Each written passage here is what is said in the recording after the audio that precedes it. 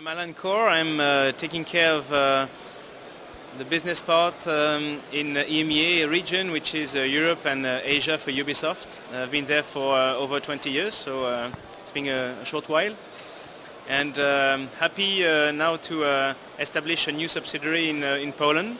It's the very last one on business. We believe that the eastern part of Europe is growing, it has potential, so we wanted to have a foothold also directly in one country, and we have chosen Poland to start with. So we believe that to be closer to retail, to be closer to the consumers in Poland will help us also growing our brands in this country, and we are betting on this country for the future, so we are happy.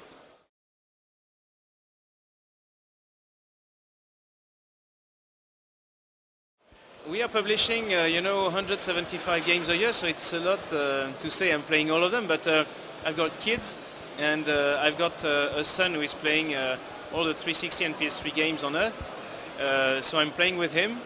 He finished Assassin's 1, he finished Call of Juarez 2, the last one. He loves some games of the competition that I won't mention because I don't want to do advertising for them. And I've got two daughters, and she's playing DS all the time. So all the DS games we're publishing, I'm asking her what she thinks, and sometimes she says, "Dad, it's really crap. You shouldn't publish that." So we integrate some of what she says and her friends into the development. And the little one is 6 years old, so we are playing Wii at home with the mother also, because the mother didn't want games at home. Now with the Wii, it's getting easier, so we play Rabbids a lot, dancing with Rabbids at home. So yes, we are a gaming family, I would say, and it's important to play to understand where the market goes.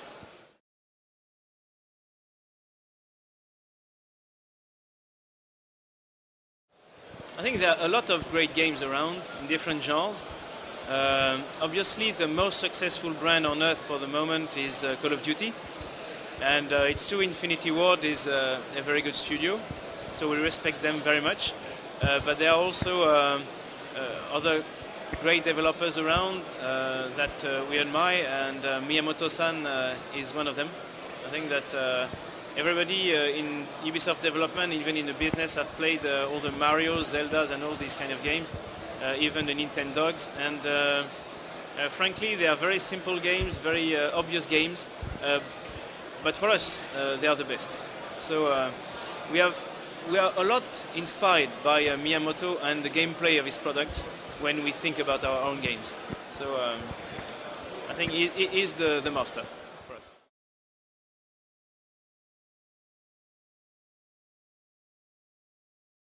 Assassin's Creed, we know it's a big brand. It has been already played by millions of people in the world, and especially in Europe. And there's a lot of appetite for gamers for a sequel. So we have heard all they said on the first one. They love the game, but we have tried to improve it. Now it's more immersive. It's in Italy, in Renaissance, so it's a new setting. And Ezio, the hero, is I think even smarter, more charismatic than his old ancestor. So I think that Assassin's Creed 2 has a favorable buzz, and we believe a lot that this one can become hopefully top 2 this Christmas. So we are confident on this one. On Avatar, it's a bet, because it's a bet also following James Cameron movie. James Cameron movie is a big bet also for himself. It's the biggest movie he has ever done in terms of budget. And we wanted to create a new experience with Avatar. It's an adventure action with a bit of strategy, and we believe that the 3D stereoscopic also feature will bring something new to the consumer. So it's a bet in innovation, but we believe that the movie will be a monster, and we think that the game will please a lot the consumers. So I would say Assassin's Creed 2 I think would be higher than Avatar in the charts because it's a brand, but Avatar we hope also that it will make the top 10.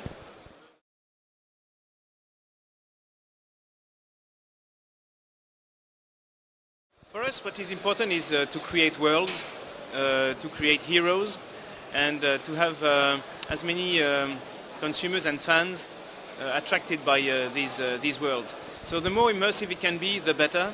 And to have an immersive world, we start with the video game because it's our know-how. It's where we are starting. But what we think is that if we can offer our heroes on different formats, then it's even more immersive for the fans. A fan can want to play with Ezio, for example, on Assassin's Creed on his console, but maybe he wants also to read a book or a comic book on Assassins. Maybe he wants also to see a short movie, a live-action movie with his hero, and that's what we're trying to do. There's a lot of synergies in what we do. We are trying to develop our franchises on now more media, more creative medias, and always with quality at the center. We don't want to duplicate very quickly our stories or our heroes. What we want is to control the quality so that the fans can appreciate as much the video game as a CGI movie, for example, on our brand. And on Avatar with the 3D, it's something new we are bringing as an experience to the fan, to the gamer.